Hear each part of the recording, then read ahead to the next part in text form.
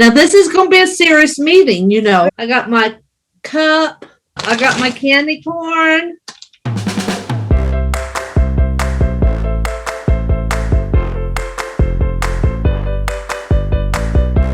So, hey, Sparklers, I am here with the amazing Vonda Guidry, who is a missionary to Colombia. Hello. Hola. ¿Cómo están? And so if you haven't met her yet, she is awesome. I am a little biased because she's also my aunt. So I kind of like her for a few different reasons. And so she's going to be talking with us tonight about ministry and about her life and experiences. And so first of all, welcome.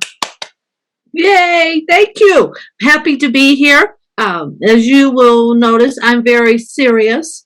So this is going to be a very serious interview. Happy to be with Cherie. As she said, I'm her aunt. So that makes her my niece, right? And I'm here with my little cup, my rooster cup my oldest sister gave me. And I have candy corn. So if anybody wants some, you can come and I will share with you. But good to be here. Well, let's see. So tell me a little bit about yourself and kind of your ministry background. What all have you done and what all have you been involved in? Okay. Well, I am 61 years old. Did I say that out loud? I grew up in Indiana. I won't tell you all the details of everything. Grew up in Indiana. Graduated from high school there in the CARMEL area. Then from there, I went to Bible college, 4 years at Texas Bible College. Yoo-hoo! Is it Bible college or bridal college? Well, I did get married 5 years, 2 days, 4 hours later after I graduated. But anyway, I met my husband there, and God changed my life there. Nobody believes me except my family, but I was really shy back then, but I had 2 crazy roommates and a lot of crazy friends, and they changed my life and helped bring me out of my shell. So, ta-da, I'm out. Out, yay. From Bible college, I went down to Raymondville, where Cherie now, yay, and helped my sister and brother-in-law in the church there, where they're at right now in Raymondville. Did a lot of things in the ministry there. Got, I guess you could call it a boot camp. Prayed my husband down there, and from there we went to Alice, Texas. About a year after we got married, we pastored our first church, 5.5 years, Alice, Texas. From there, we went to Mexico. My husband's always had a burden for Spanish-speaking people. I have too. So we went to Mexico, lived in Texas, Laredo, Texas, on the border there, and we pastored a church. We started a church in Nuevo Laredo, Mexico. Our kids were little. I had kids in Alice. We've got 2 kids. They're grown now, Philip and Amanda. But we were there in Nuevo Laredo, Mexico, 11.5 years. Got that church off the ground going. And from there, we applied for missionaries, and we went to Spain for 3 years. And then we felt, while we were in Spain, we had already been feeling the call to go to Colombia. Come to Colombia. I'm in Colombia, duh. So we felt that while we were in Spain, the Lord just kind of changed our direction. We prayed about it. The Lord opened the doors, and we have been in Colombia now. This is our 7th year, and we love it. Love the people, and been doing all kinds of stuff here. So that's just kind of a quick resume there, I guess, of our lives. And then I know too, in Raymondville, you worked in singles ministry. Right. Well, I started the first singles ministry down there. And what we did was we just there was several single people in different cities, and they were lonely. And we just kind of started a group among ourselves, like 1 or 2 from McAllen, 1 or 2 from Harlingen, a couple of us from Raymondville, and we just would get together and go out to eat. There went a feather. Did you see that? Don't get distracted. Look, it's flying. But we would do different activities. So we started the first singles ministry down there, and it was fun. We had a good time back then. Yeah. It's a lot with that. I know you've done. I know you would work with kids ministry too, and I know you do a lot with ladies ministry right now. Right. I used to do more with children's ministry, like in Mexico, and after that a little bit. But my ministry has kind of changed. I feel more now the burden for ladies ministries, and I do speak at a lot of events. I have even spoken out of this country. I've spoken Chile, Amsterdam, several ladies events online this past year. Just wherever I get invited, I usually agree to go. And I still do children's events if I'm asked.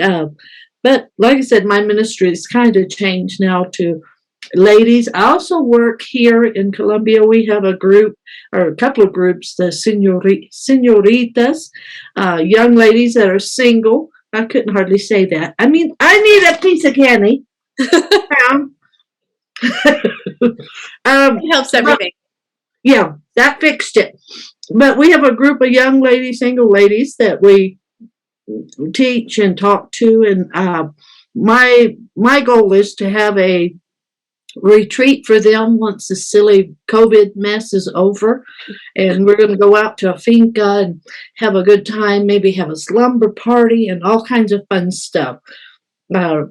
But this year has just kind of been a rough year, but I've done a couple of things online. Cherie has too, with the senorita group. So, and that's such a neat group. That was one I know you've had a burden for a lot of the young ladies. And is that the Soy de Cristo, Soy Real? Yes, I started that our last term, I believe it was. And now a few young ladies have taken up and continued with that, and gone on teaching the girls and stuff. And I'm still involved with it too. Yes. Which I think that's so cool, because there's so much pressure, especially on young girls, and it's great to have something where they can get together. I've seen you guys have done some really fun events. I know, like you said, I spoke at one or two of the virtual ones. You had like a big, was it national, I think, right? Where kind of everybody came together, and there's been a lot of regional events and done online stuff. But I've seen there's been like workshops, and I think I've seen crafts going on and all kinds of fun things. Yes, usually they do like little manual things, teach the young girls things. I'm going to just take this off. You sit there and behave. But we try to teach the girls things they can use later in life. And our goal too is to have a cooking class when this virus is over and we're not in quarantine. We want to teach the girls sewing. I make cookies a lot of times for the people here, and they love my cookies.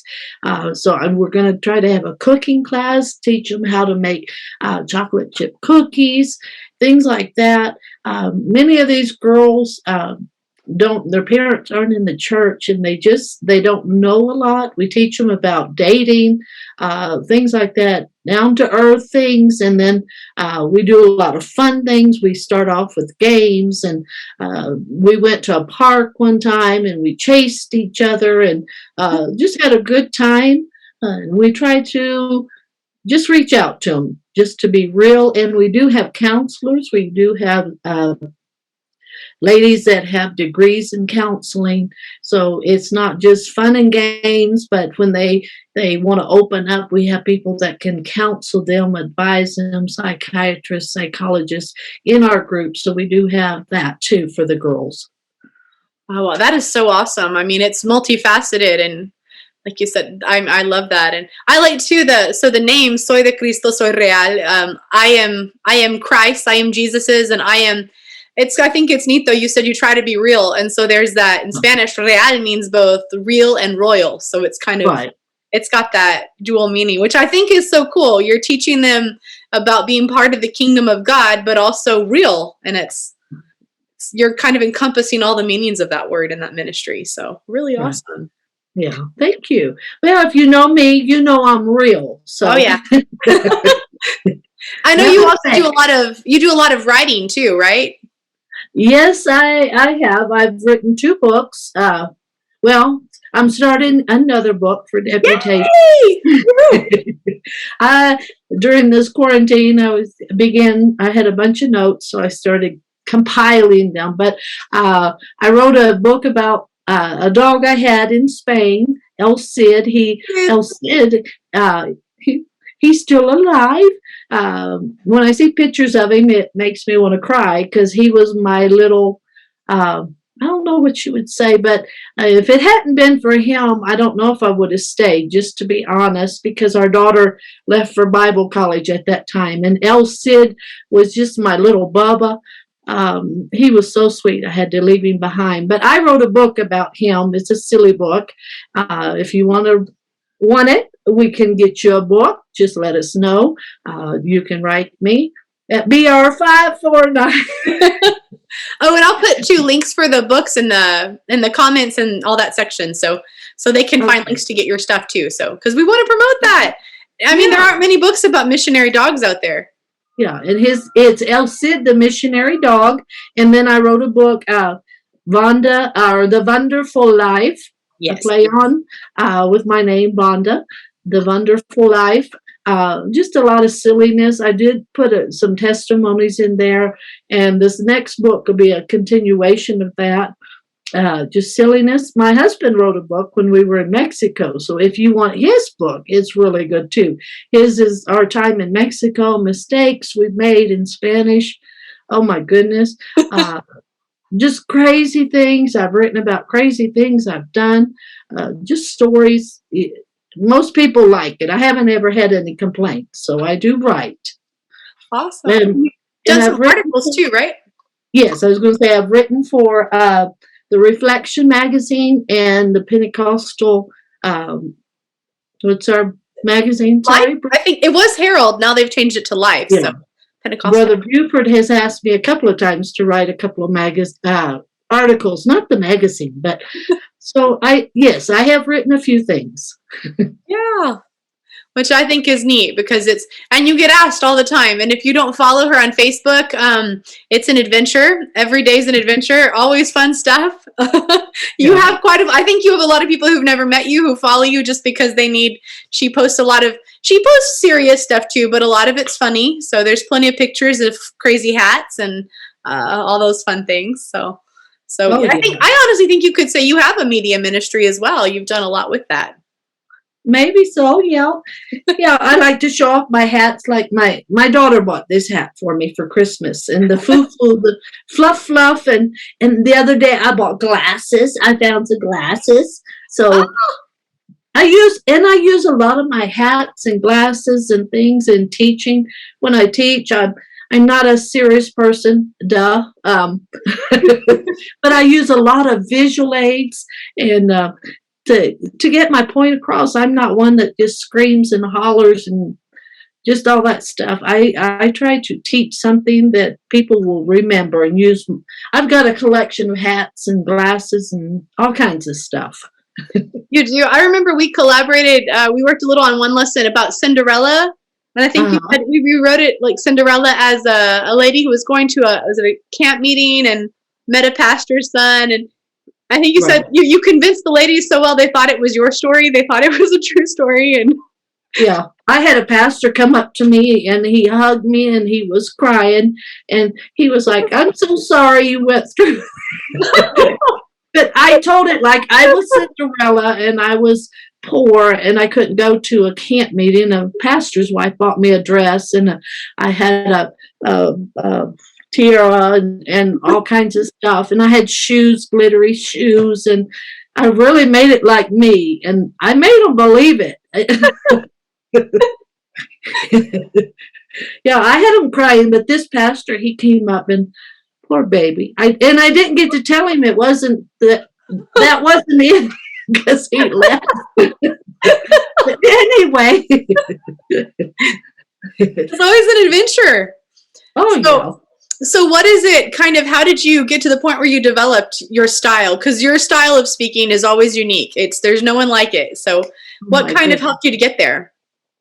To tell you the truth, I don't know. I just didn't want to be like boring. And I would think, what can I do instead of just, just read verses and tell people about it. I would, um,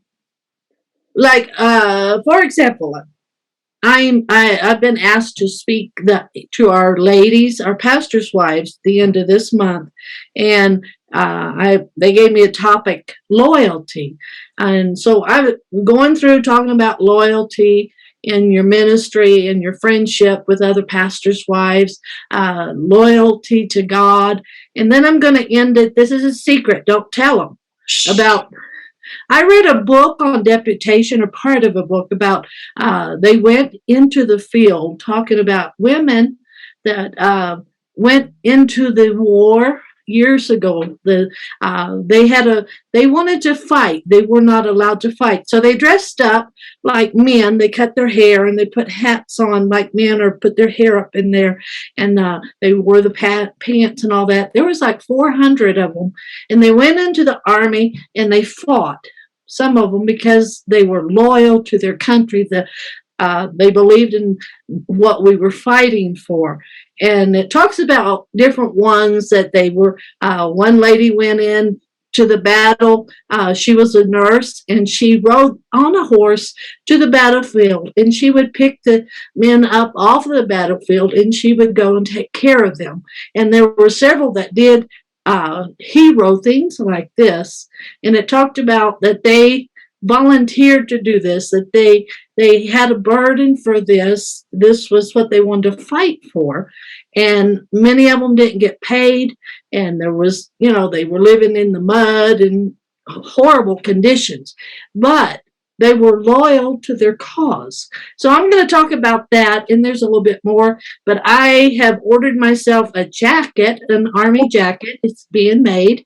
I bought myself a hat, an army hat, and I have a gun. I bought myself a rifle. Yeah. So I'm going to take that, and I'm going to talk about being loyal. I'm going to end with that, loyal to like the army. I'm going to be talking about loyalty, to the mission field, how Brother Purdue was loyal. Other missionaries were loyal.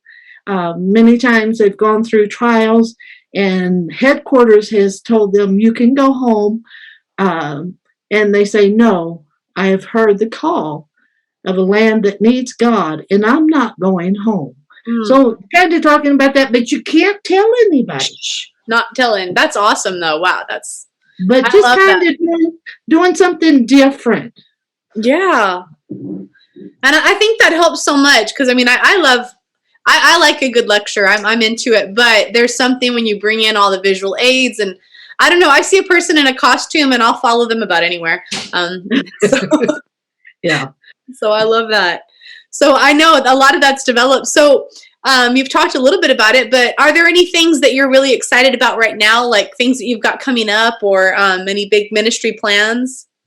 Well, we have an aimer that's coming. Yay! DANITA LIMONES from Amarillo, Texas. Yay, DANITA, if you're going to watch and hear. So I'm making plans with her. Some of it she knows, some of it she doesn't know. She thinks she's not coming for that. No, but she don't know won't hurt her. You'll be fixing cars and painting houses and fixing sinks, plumbing, all that other fun stuff that she has no idea. No, she's going to be so happy.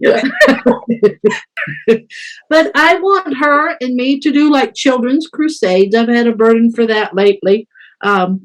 So I've asked one pastor so far, and got him all excited. So DANITA, we can't tell him no now. But we're going to do that, have a children's crusade, probably the north side of town, and then the south side I would like to do. And talking about our senorita groups, I want DANITA to help me with that.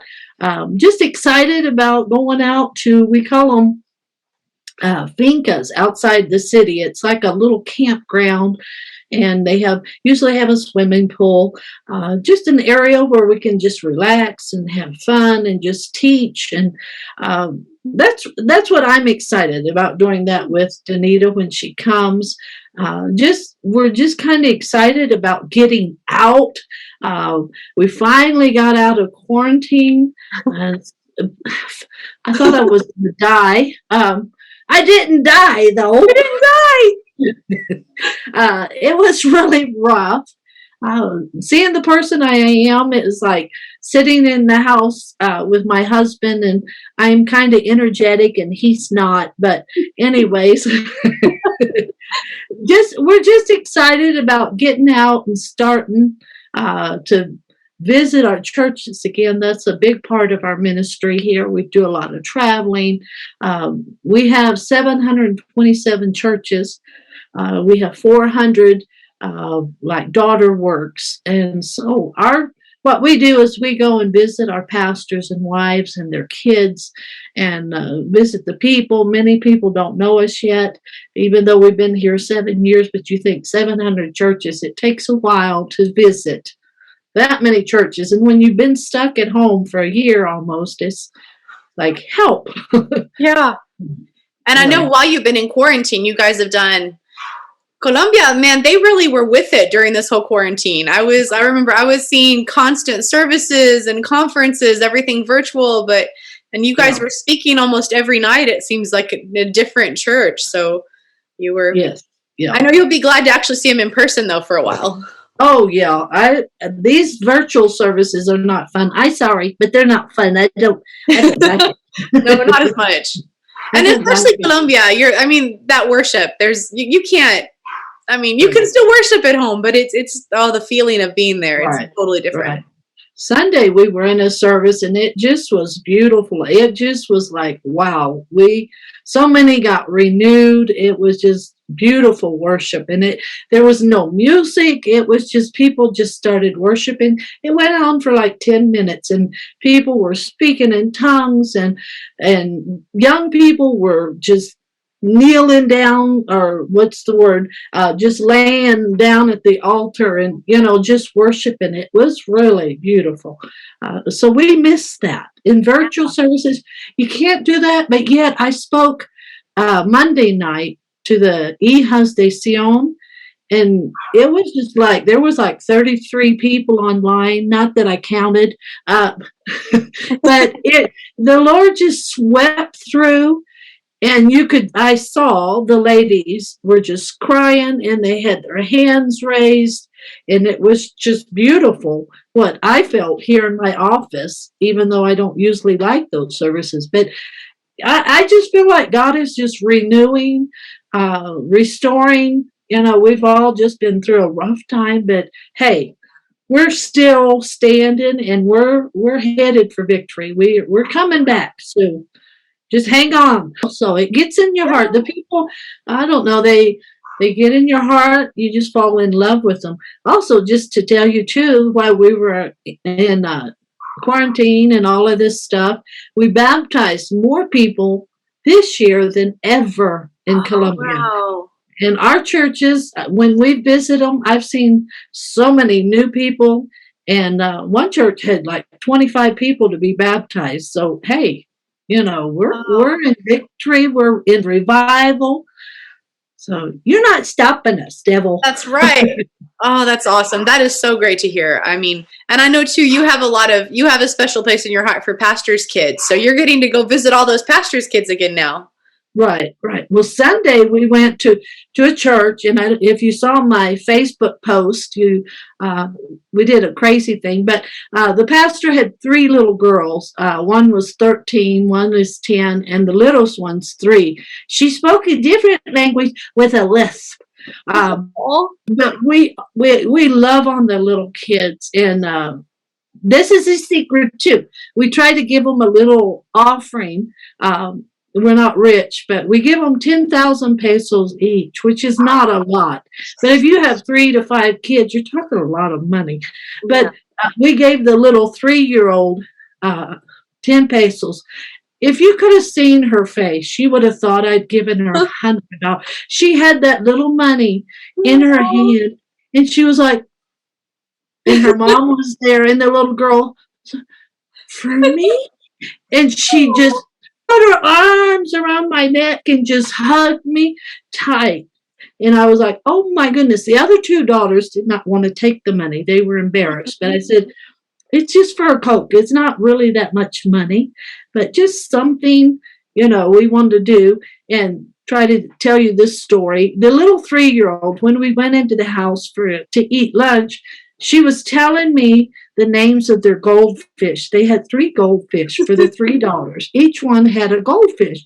And I said, do your goldfish have names? And she's like, my pescados, their names is this and that. I never understood what she said because she spoke a different language.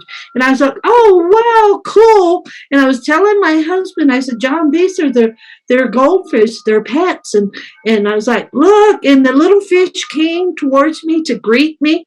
And then my husband said, and the whole family was there, he said, well, they're big, but when they get a little bigger, you can eat them. Everybody stopped. The little girl, she didn't know what to do. The mama, I think she wanted to kill my husband. I said, it was just quiet. I mean, the whole family didn't know what to say or do. And I said, John! Well, and too, he's so dry, so you wouldn't know that he's joking. He is the opposite of me. I was like, oh my goodness. I don't think we're going to be invited back there. Well, if you do that, they'll give you chicken. You won't have fish. So. Oh my! But the fish, they were good size. But I'm like, oh my goodness! To tell the little girl that we're going to eat her goldfish. Poor thing. That will be in my next book, so don't worry. That one should be. Well, while we're kind of on that, can you talk about some of the beauty of what missions is that, you get to speak other languages and you get to learn them. So can you tell us some of your favorite language mistakes? Oh, my goodness. Anyway. Well, from country to country, they use different Spanish. But when we were in Mexico, I didn't really speak Spanish. I still struggle with the language. But we went when I was 35. I had Spanish in high school, but you're talking 35. I was like 16, I guess, 2 years of high school, from there to 35. But anyways, I understood enough to get in trouble. But when we went, the ladies would speak really fast Spanish, and I would only catch 1 or 2 words. And I acted like I knew what they were saying. They'd be like, blah, blah, blah, blah, blah. Sí, hermana. And I said, sí. And they said, sí? And I said, no. Sí. That went on for a while. My husband also told me, we started the church and we didn't have faithful people. He said, you're going to help me lead service. I am not a singer. I will not sing for you because you would really know that. No, Cherie. But a pastor's wife gave me a book with corridos, little songs, and I could kind of read Spanish. But I was leading service one night, and there's a song we sung that said, Jesús es mi gozo. And I was singing, Jesús es mi oso. I was worshiping the Lord. Hallelujah. He's my oso. There was nobody to pray with people in the altars after my husband preached. He played the piano, and I prayed for people in the altars. I went and prayed with a man one time, and I told him, Dile, Jesús, perdóname por mis pescados. Instead of, I was trying to tell him, tell the Lord you're sorry for your sins. But I said, tell him you're sorry for your fish. He did not get the Holy Ghost. He did not get the Holy Ghost. He didn't repent of those fishes. He needed to. No. He wasn't obedient. No. And then when we came to Colombia, we came for 6 weeks to visit when we had told Brother Crosley that we felt a burden for Colombia. And he said, well, go visit to make sure. So we came for 6 weeks. They just about killed us in those 6 weeks because there had been no missionary here for 15 years. The Grissoms had been here, and then nobody for for 15 years. So they were so excited about missionaries and they wanted to meet us. So we traveled from Bogota to Ibagué to Cali to, I don't know, we traveled everywhere and had which is all over the country. And you're driving through mountains. In Colombia, the mountains, like, you don't go through the mountains, you go up. So what could normally be a 2-hour trip, if you were just going straight, you're spending like 10 hours because you have to go up the mountains. And so that's a lot to do at once. Yeah, it was what? Yes, we went up that mountain and it was just crazy. And we would meet the people and I would say the little kids and I would say, it is muy chulo or chula for a little girl. In Mexico and Spain, we would say that. That means cute or precious. And I say, it is muy chula. And I noticed that they would kind of back off and they looked all scared. And I was like, my goodness, what did I say? And I'd tell the parents, sus hijos son muy chulos.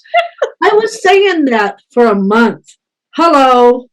And this pastor finally told me, he said, Sister Vonda, we don't say chulos here because that means vulture.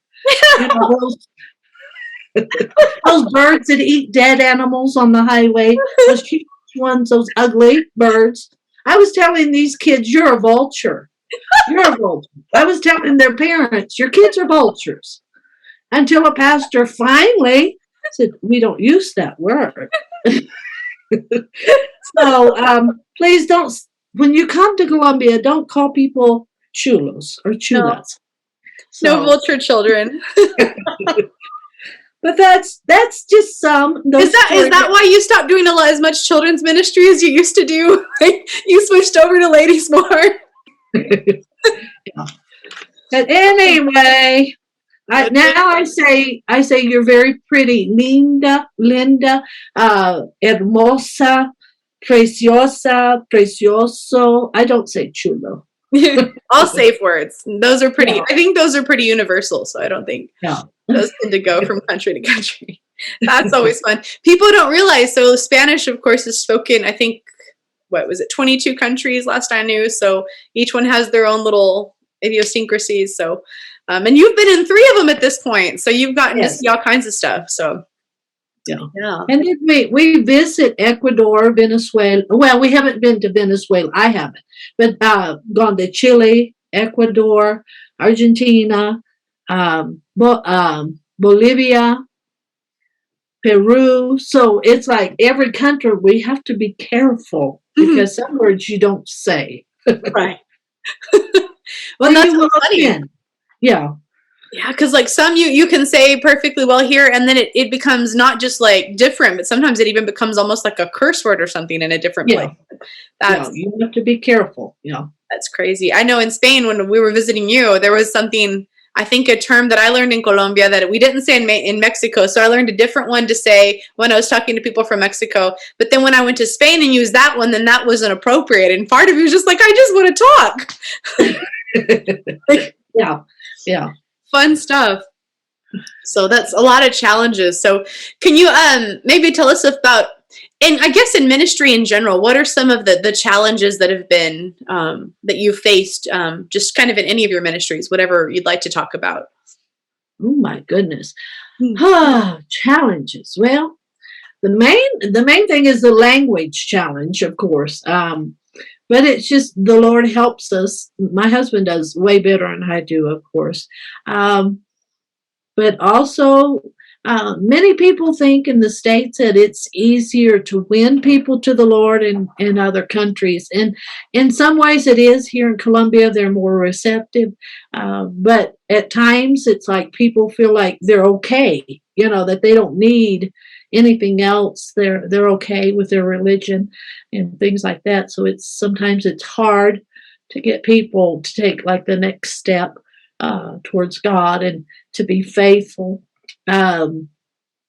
Challenges in Latino countries is this is a secret too.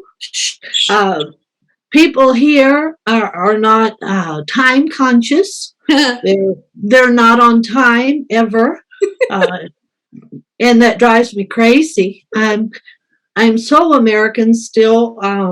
I've learned to be on time for appointments for church, and they they don't worry about it. They tease us and they say, is that Colombian time or American time? Mhm. And they come on their own time. So that's a challenge. Sometimes eating their food is a challenge. Here in Colombia, they eat cuy, which is little Oh, guinea pigs. They skin them and they put a stick through them. That's kind of gross telling you that. And they put them on the grill, and you can still see their little ears and their tail. And so the food is kind of a challenge. I can't think of anything else. Later, I'll probably think of something else. But that's how it always goes. So, well, what do you do? I guess to find balance. If you find balance, I know that's always a hard one for a lot of people. I mean, between ministry and, of course, you've got. I know Philip and Amanda are grown now, but between parenting and being a wife and a mom and finding time for you, what do you do to find your balance in life? well, it's not too hard here because my kiddos aren't here, but and my husband's here, and he kind of balances me out. Like we mentioned, he's kind of quiet and dry, and I'm kind of wild and stuff. So he kind of keeps my feet on the ground, and kind of sometimes he gives me this look like, "What are you doing?" When we first came to Colombia, we lived in an apartment building that was, I believe it was 17 stories. We lived on like 13th or 14th, I can't remember. And I was in my office, and he was next door, and there was a tremor, and we felt the whole building sway. And it was just like, I just sat still, and that's not something I do very often. My husband came around the corner. His office was right next to mine. He said, "What are you doing?" He thought I made that whole building sway. He thought I had superpowers. But usually I was running down the hall and chasing my dog, and we would play hide and go seek. But, but he keeps me balanced, when he says something like that. But balanced life, I try, to start the day with prayer, and we do a lot of fasting and do a lot of reading. But we do take time for ourselves, and try to take a day and like go to the mall, just to kind of relax, not just church, even though people think that's what missionaries are supposed to do, is be preaching and saving souls and all that. Sometimes we take time for ourselves and rewind, I guess, rest a little bit. So try to have a healthy balance like that. Yeah. And I think I think that's something I want to bring up a lot over time in Little Sparkles, because I think people sometimes forget about that. It's so easy to forget that you have to take care of yourself at some point. You have to find, because you can't just keep giving. And I know, I guess I remember from experience, Colombia, it's one of the most wonderful places, but it's very active in ministry. There's always something happening. And so you have to find that time to get away just a little bit, and which I think it's neat. You mentioned the retiros, that which is not a thing you see here as much in the States. I don't think, at least in Anglo culture, you don't see as much of it. Which, can you tell them a little bit about what a retiro is? Because I think a lot of people here might not have heard of it. Okay, it's like a camp meeting, I guess. I'm not really sure what the word means, but like I said, we go out to they call it a finca, but it's like a farmhouse, I guess, and they have like little places for people to sleep, like a dormitory, I guess you could say, with bunk beds. And then they have areas where they cook out, and they have a big kitchen where sometimes the ladies get in there and cook. But they'll have retiros for like 2 or 3 days, and they'll have it. They have it for the pastor's kids, and it's just the pastor's kids that can go. and the speakers, and they'll have like pastors' kids that are the speakers, or somebody that can relate to the kids and just talk to them and minister to them and preach to them. We've gone a few years ago, and it's a beautiful time. And that's what we want to do with the young girls, get out of the city, because here it's just a busy, bustling life, and we're just so busy. But when you do that, go outside the city, then you just kind of slow down. Just a time to kind of rewind, I guess, refresh, be fed.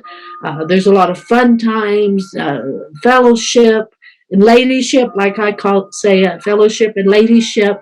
But it's really neat. It's a good time. Yeah. And I think we're starting to see a little more of that here, the idea of kind of just retreating from it all and getting away. And I think that... Yeah, that's the word, retreat. Just retreat and refresh. There you go. Yeah. Which I love those. I think they're so needed. So how do you deal with things like loneliness, which I know, far away from family, and then especially quarantine, but ministry in general, I know, can be a little bit lonely. So what are some of the things you do? Well, that's the roughest part for a missionary, I think. That's, for me, loneliness, and there's a lot of times loneliness as ministers' wives, ministers, because it's hard to have family or friends, because sometimes you can't trust sometimes. Sorry, but that's true. Yes. You have to be careful who your friends are. But here, I stay busy. Basically, I stay busy. In my house, I always try to find something to do, have books to read. I do a lot of studying.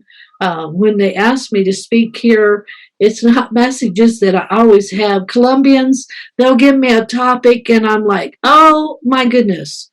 Like I said, I'm speaking on loyalty. I've never spoken on loyalty. It's something I have to, I know what loyalty is, but when you're teaching 500 ladies, it's like you can't just get up there and just jabber. You have to have something to say. So I really do a lot of research, I have a big, thick notebook with messages, but I do a lot of that. When I'm not doing that, I do puzzles online. I love to do jigsaw puzzles, so that helps. I also have 2 puppies. Yay! This is Chewy. Hi, Bubba. Hello. Here's Shuggies. He loves me very much. I don't know where Princess went. Okay. I'm not a drink of water. This is my little protector dog. Princess will probably come. I don't know where she went. How funny. But I take my dogs out for walks and play with them, so that kind of helps too, and talk to them, so that kind of takes away the loneliness. But I try to stay busy and just not think about home. Sometimes Facebook is not a good help on special days like Mother's Day, birthdays, Christmas, when you're in your country. And you look at pictures of everybody in the States with family, it's kind of rough. So you just stay busy. Try not to think, just to dwell on it. Like my mom says, she used to say, don't dwell on it. So I try to stay busy. Yeah. Well, that helps a lot. And I know Colombia will let you stay busy. Yes. They'll make sure. Yeah. Oh, yeah. Right now, it's starting to pick up, and I'm like, oh, my goodness, help. Can you tell maybe some of the differences you've seen between the people in like Mexico, Colombia, Spain? What are some of the differences in the way people are or the churches are? The way they are, well, their worship is pretty much the same. They do a lot of jumping. Here in Colombia, they're a little bit different. When we start our services, everybody usually is praying at the altar, at their chairs. That's a little different than some places, rather than the kids running around or people talking and visiting. These people, they touch God before church starts. Usually it's an hour before church, or 45 minutes, and they're on their knees praying. And then they'll start the services with prayer, of course, and then they'll read a chapter in the Bible and begin singing. And you can right away feel the presence of the Lord. The children, they'll have their eyes closed and their hands raised. They're very different than other countries. I won't say where, but sometimes other countries were a little bit different. Mexico was different when we went there. Just being honest here, the ladies would let their kids run outside the building and go play soccer while we had service. They believed that children should be children and learn about the Lord when they were like 13 or 14. I did not grow up like that. My mom took us to church faithfully all the time, and we did not get to go outside and play while church was going on. We were sitting down listening to the services. So when we went to Mexico, they called me the cucuy, because I went outside in the soccer field and I got those kids and said, "You go sit by your mamas. We're having church." And they did not like that. But today, the pastor's wife does the same thing that I used to do. So that's a difference. Spain, they worship pretty good like that, and their kids were pretty good. But Colombia, these people know how to worship the Lord. If you're ever in their services, it's like, my goodness. And they don't have to have music. They don't have to have somebody up there like Sunday. Nobody was up there saying, "Raise your hands, worship the Lord," blah, blah, blah. They just began worshiping, and the Spirit of the Lord came in waves. It was just beautiful. In Mexico, they would worship too, and they would dance like that. They would jump and dance. We're very expressive. Colombia is that. Mexico's like that too. And every country we've been in, we've loved it. Mexico was our first love. We learned a lot. Oh my goodness. Lord have mercy. Spain, we learned more. It was just a little bit harder in Spain. We still love Spain. We started a church there from zero. It's still there. It's a very thriving, growing church. We've gone back once. It's a beautiful church, an awesome pastor and wife. But it was rough there for us because the people in Spain are a little bit more reserved. Right. And they were not as friendly with Americans. So it was a little bit rougher there. But we went to a city where other pastors and wives had gone and couldn't get anything started. But that was just Spain. But like I said, now there's a church there. But the Lord just really helped there, helped us get a small group going, and then the pastor that came behind us really got it going. It's probably 75 people now, I'm not sure, but it's a really good church. Yeah. So that's pretty awesome. I know Colombia would be kind of different because you've been in so many places. I know, like in Nuevo Laredo, you started the church from what I recall, and Alice, I don't remember if you started it or if you just really grew it, and then Spain, you were starting stuff. So what are some of the differences you've noticed maybe between those pioneer type ministries where you're the one getting it started, and then something like Colombia where it's been established, and so I guess it's sort of a different phase of ministry at this point. Right. It was a lot of work starting the church in Mexico. We did start from zero. Alice Church, that was our first church to pastor. They had a group of 25 or so, and we were there 5.5 years. We didn't really grow the church that much. We just kind of held it together. I don't know, but that was a boot camp for us too. My goodness, learned a lot about being a pastor's wife, and wow. Memories, but just a lot of work starting a church, and then in Spain, just a lot of outreach and all of that. But when we came here, like I said, we have over 700 churches. We are not pastoring a church. Our main Main thing is visiting our churches, evangelizing, doing seminars, all kinds of seminars, encouraging, doing counseling. The other week, we counseled a pastor that had lost his wife, young wife, and the son. They opened up to us, and just were they really here for the pastors and wives and kids.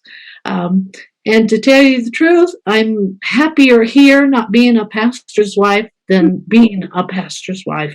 Our ministry has changed.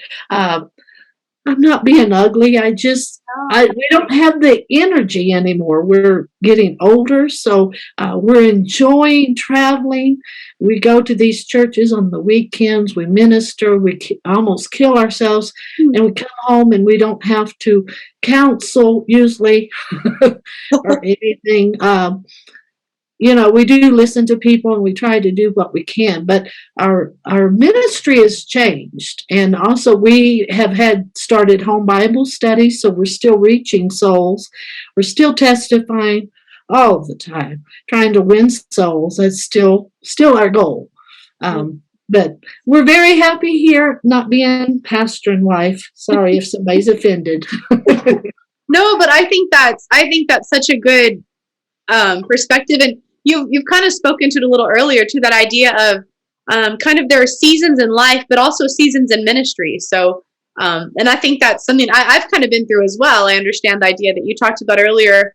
You've done a lot in children's ministry, but now you feel more of a burden for like women's ministry. And I kind of understand that, because I had almost that same transition where I know I started in kids ministry, and I never want to see it like a stepping stone ministry, not at all. It's amazing and important, but and I still love it, and I still am involved to an extent, but I know God's kind of opened some new doors, and I think that's such, I think you're a great one to talk about that, because that's kind of been y'all's life. It's been, it's just a new season that you're in, and God knows how to put us in the seasons that we need. And I know we were so excited we were thrilled when you were in Mexico and Spain too, but we were especially thrilled because I think you guys, God knew you needed Colombia, and God knew that Colombia needed you. So He knows how to match things where they need to go. Right. Yeah, we fell in love with the Colombian people when we came. It's been 10 years ago when we came for that first 6 weeks. We felt at home, and they just started calling us their missionaries, and we were still missionaries in Spain. So we almost got in trouble. We were posting on Facebook that new missionaries had come, but they love us. We're very happy here. Years ago, some of you may remember Eli Hernandez. He passed away with COVID, but he came to preach a conference we had. It's been when we first came, and we went to Bible school with Brother Eli Hernandez, and he was different in Bible school than he was as an evangelist. He's sweet, though. He was so sweet. But he came and he preached a conference for us, and they had this room. The ladies, some pastors' wives, had made a room for like the pastors' wives and pastors, and Eli to go back and relax for a few minutes, get a drink or a snack or something. And my husband and I were in there, and Eli came in, and he began talking to us, and he was remembering how he went to Bible school with us. And then all of a sudden, he said, I want to tell you something. He said, can I tell you what God told me to tell you? And we said, sure you can. And he said, God has seen all that you've been through. He has seen your trials. He's seen your tears. But he wants to tell you.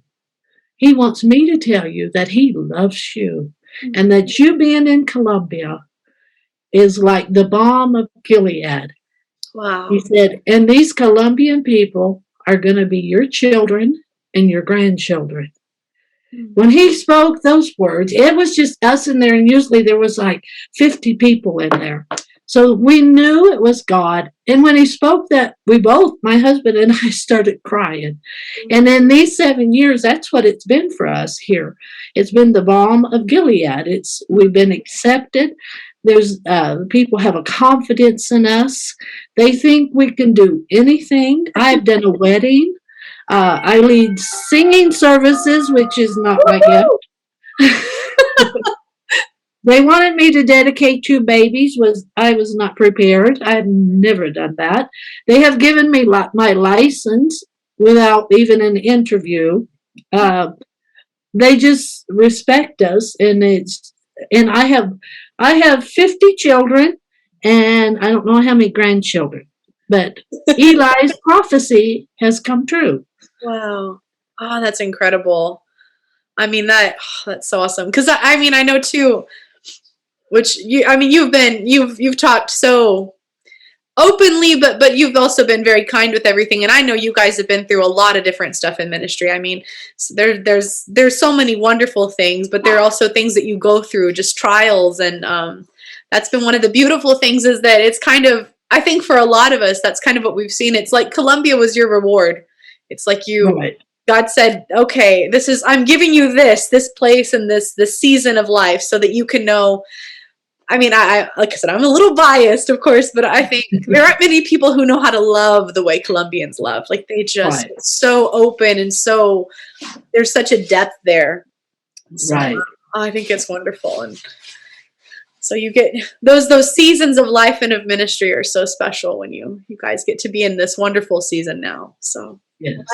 that is just completely awesome. And well, I think within all that, I guess a couple of things I wanted to ask that have a little maybe more to do with sort of the pastor's wife side of things. But what is I guess maybe one of the number one things you wish people knew, just average people knew about being a pastor's wife? What is something you wish they understood? Oh my goodness. One thing that we get lonely, that we need a friend just like they do, that we're a person too. Sometimes people are not nice to pastors' wives. Just speaking from my heart, they feel like they can say whatever they want to sometimes to a pastor's wife. We have feelings too. Be kind to your pastor's wives. We don't say anything. A lot of times we don't say anything. We just take it. But it hurts. Words hurt. Yeah. And it sticks with you. So and I've been hurt through the years. Cherie's been hurt through the years. A lot of you have been hurt through the years. And until you walk in a pastor's wife's shoes, don't judge. I mean, some people are like, oh, she's a pastor's wife, she should be blah, blah, blah. And it's like, no, you don't know. And don't lump us all together. We're not all the same. Just be kind, be sweet. Buy your pastor's wife some candy corn this week. Chocolate bar. And a flamingo hat. Yeah. A flamingo hat. Surprise her this week. She would be so surprised. Oh my goodness. You're gonna look at all your videos back from the States. You're gonna see on Sunday mornings all these women with flamingo services. Awesome. Fantastic. Awesome. What are some of the ways that people, if you look back, they've made you feel appreciated? Oh my goodness. Well, here they always they tell us how much they love us, that we're a blessing. Many times when I've spoken, taught a lesson, I feel like, wow, I blew it. In Texas, they say I dropped my watermelon. But they'll come up to us and they'll be crying and they'll say, that was for me. Or several weeks down the road or months down the road, they'll come up to me or my husband, and they have their notebooks. When we're teaching, they have their notebooks and the writing down the scriptures, the thoughts that we tell them. And they'll come up to us and they'll say, I remember what you preached. And they'll say, look, right here. And they want you to sign it, or they want you to sign their Bible. And they make you feel like, wow, a movie star or somebody really special. With me, they know, they have found out that I love Coca-Cola. I'll say Coca-Cola, and they know it's not good for my health. A lot of times they'll say that's not good for you, but I love it, like an ice cold Coke. And so when they'll see me at meetings, even young people have walked up and given me a bottle of Coca-Cola. Aww. They know I love chocolate. So they'll bring me, here we have Jet bars. Oh, they're so good. They're chocolate. And they'll hand me chocolate bars. And it's, you can say, I love you. Mm. But it's like when they do stuff like that, you're like, oh my goodness. In one service, a little girl brought me a shell. I don't know where. I have it here on my bookcase. A tiny, tiny shell. Mm. She said, this is for you. Oh. They're very expressive of their love. They've always loved missionaries here back with the Thompsons, the Larsons, the Dross, the Grissams. And they never forget you, the Perdues.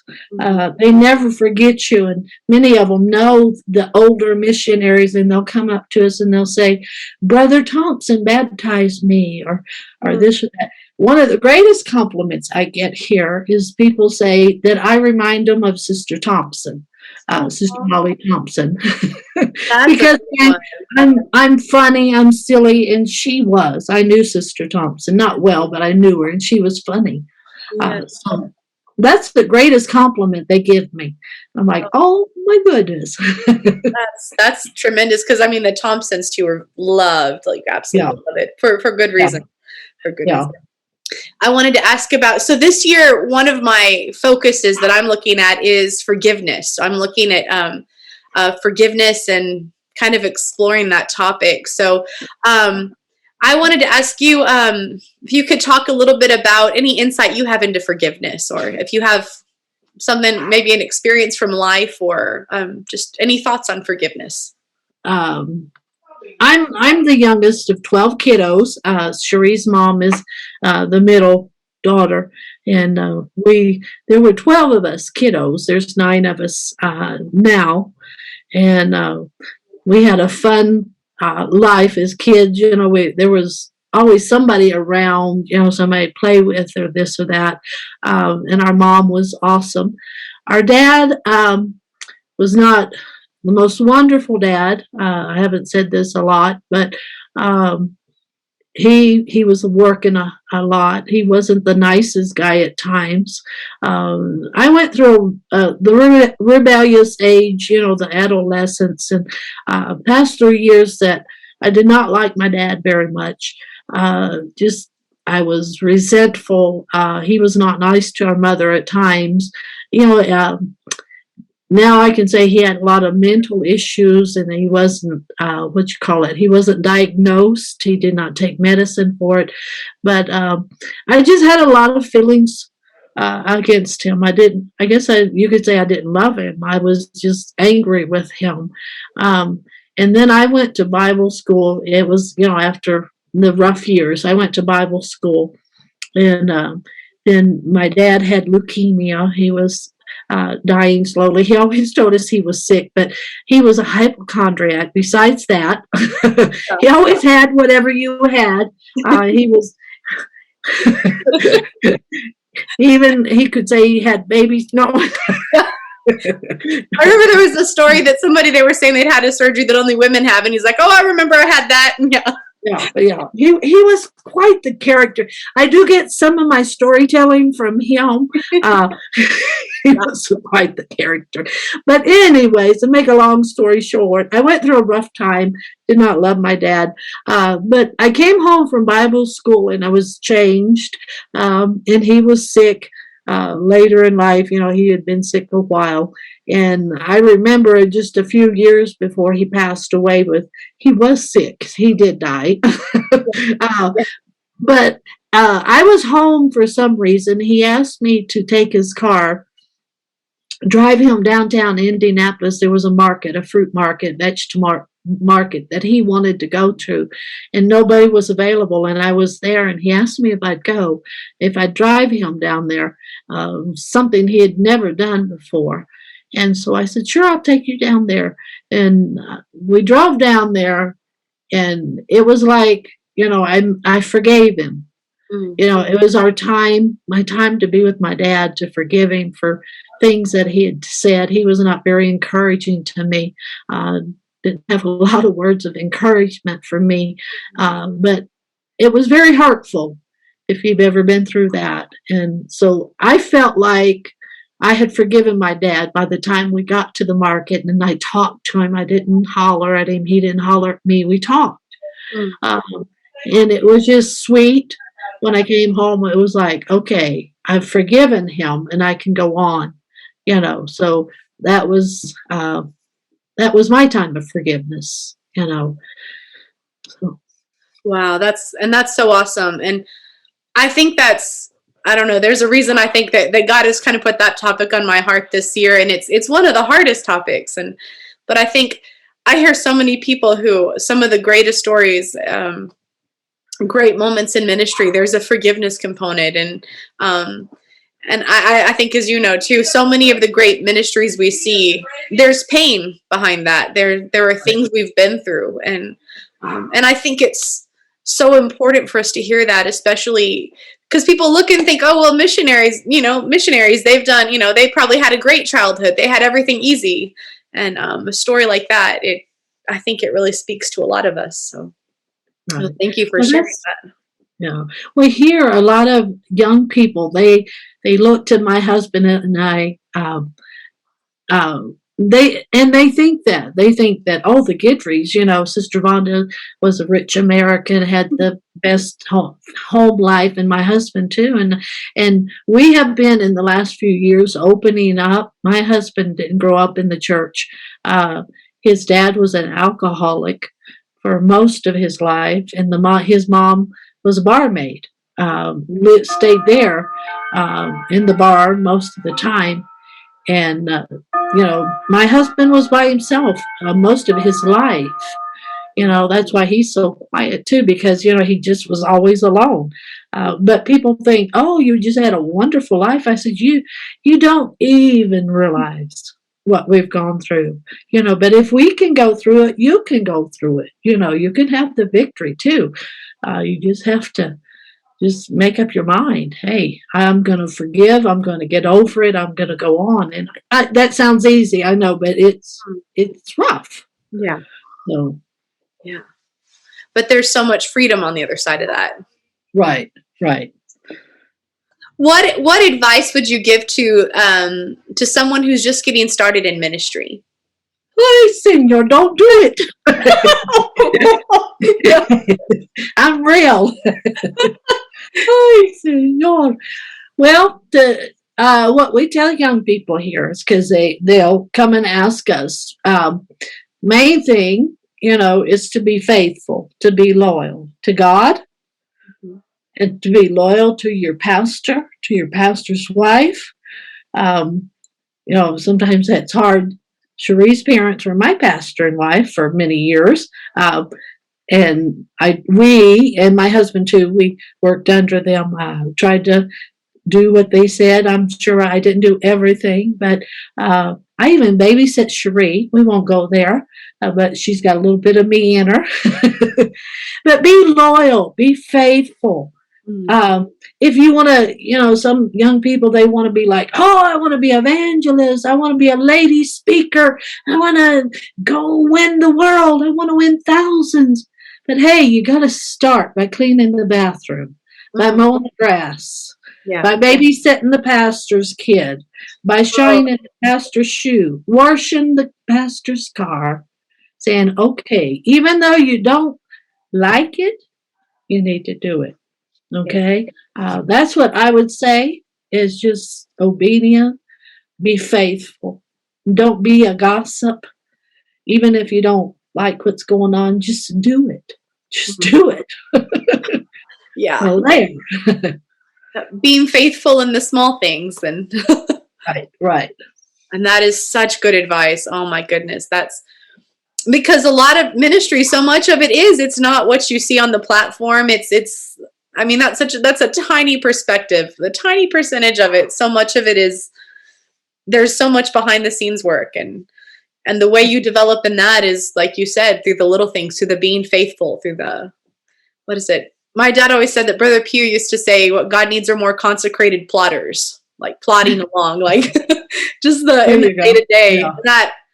That's such good advice. That just faithful, loyal Those, oh my goodness, those are the things that keep you when all of the trials come. Those are the things that's where you build that stability. So awesome advice. And things that I did in Raymondville, in Alice, in Mexico, I learned and I used in my ministry. Now, Brother Grissom used to have me, when he was gone preaching out, he would have me in charge of the services.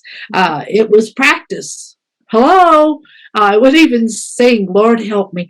I have heard so many times where you say you would sing. I don't sing, but I would sing. I think God's trying to tell you something. I think that next season.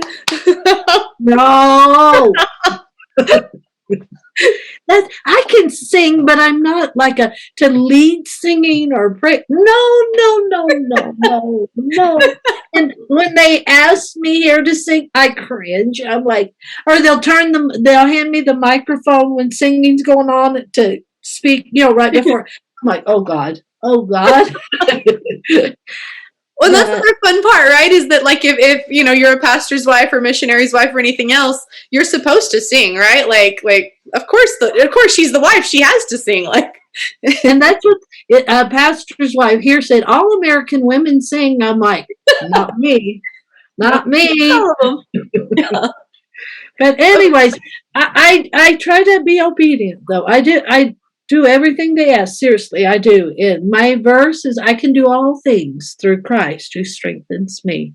And that's my verse, seriously. And if they say, can you do this? I'll be like, okay. And I'll figure out a way to do it. And I prepare myself for anything. I'm always with a scripture or something. And I need to get a list of songs. Seriously, I do. Because they're starting to ask me, and I'm like, oh God. That new door is opening. Well, anyone who doesn't know, this has been a running joke with us. She always talks about not singing, and I always joke about every church we go to, I'm going to tell them that she sings solos. So it's always the joke. I haven't done it yet, but maybe one day. No. Well, thank you so much. This has been amazing. I wanted to end with just one final question. So could you tell us a little bit about maybe, I know you have a ton to choose from, but one of your most rewarding moments in ministry? Oh my goodness. Well, just seeing lives changed. I don't know if I could pick one, but there was just a special moment a few years ago. We had gone to, I believe it was Medellin, and preached a service there. In most of the churches, it's so hot. And I sweat, me and my husband sweat, and they bring us water and all of this, but it doesn't help. And I'm American and I have this light skin and my face just turns red and I'm just sweating and sweating. I think I spoke at that church. I can't remember. And I felt like I had dropped my watermelon afterwards, and my Spanish wasn't great. Sometimes it's just the enemy tells me that, how he speaks to you, and it's like, why'd you say that? And you said this, and blah, blah, blah. And wasn't feeling good about myself. And a young girl came up. I had been using a handkerchief. I always use a handkerchief. I always say you need a handkerchief, a snointed one. And I always snoint mine. You can't preach without a snointed hanky. And I had one that day, and it was wet from my sweat and my tears and my boogers. And we were walking out of the church, and a young girl comes up to me, and she says, "Can I have that?" And I was like, it was just nasty. I'm sorry. It was just plain nasty. And I said, "It's dirty. It's filthy." I said, "I've been sweating. I've been crying. I've been blowing my nose." She said, "I don't care." She said, "I want your handkerchief because you're like Elijah and I'm like Elisha. And I want a double portion of what you have." And I was like, oh my goodness. She now has my handkerchief. I don't know if she washed it. Hopefully she did. But just, you think you're not touching lives, but you keep on impacting lives. And we've had people come up to us over the years and say, you said this and you touched my life, and I'm different. I'm changed because of you. And it's not really just us, it's God, and they feel something and they hear something. Maybe God interprets something, even though we didn't say it correctly. He made the translation correct and they got it. So that's what it's all about, is touching lives, impacting lives, and seeing them change and work for God. So hope that answered the question. Wow. No, that's amazing. That's an incredible story.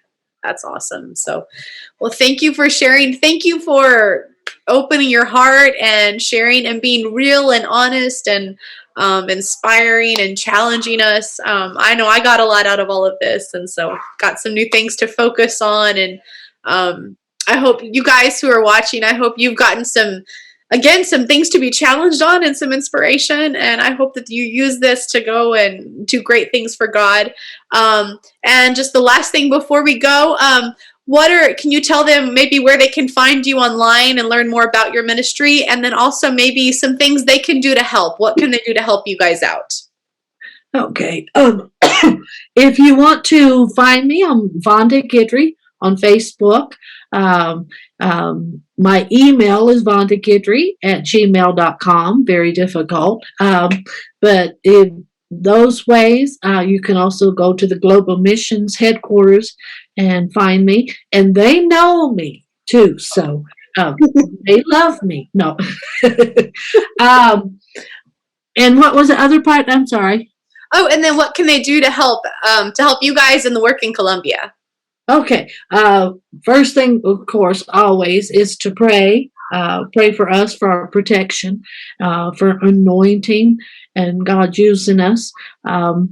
Financially, you could support us with Partner in Mission. You can do that through headquarters too, or through us. There's always financial needs. I've mentioned a couple of times we have over 700 churches. We have almost 10 Bible colleges. So there's always a need. This round of COVID has really hurt our pastors and wives financially. I know it is all over the world. But you give to God and He'll help you. He'll bless you. And I know that personally. And just pray for us. Pray for all of your missionaries, because we go through some really rough times. Sister Bernard said we're on the front lines. So just pray. Be our friends. Make friends with us. Hey, most of us are friendly. Some of us have a few problems, but if you want to know anything about missions, I'm here. If I don't know the answer, I'll find the answer for you. My husband and I are getting older, so someday we need more missionaries in Colombia. Hello. Ask God to touch your heart. We can't stay here forever. The Colombians want us to, but you get tired after a while. So pray about it. Pray about being missionaries to Colombia, aimers. Get out of your box. Amen. Okay? And let God choose you. I believe that's it. All right. Well, thank you so much. We'll say goodbye for now, and we really appreciate your time with us. And God bless.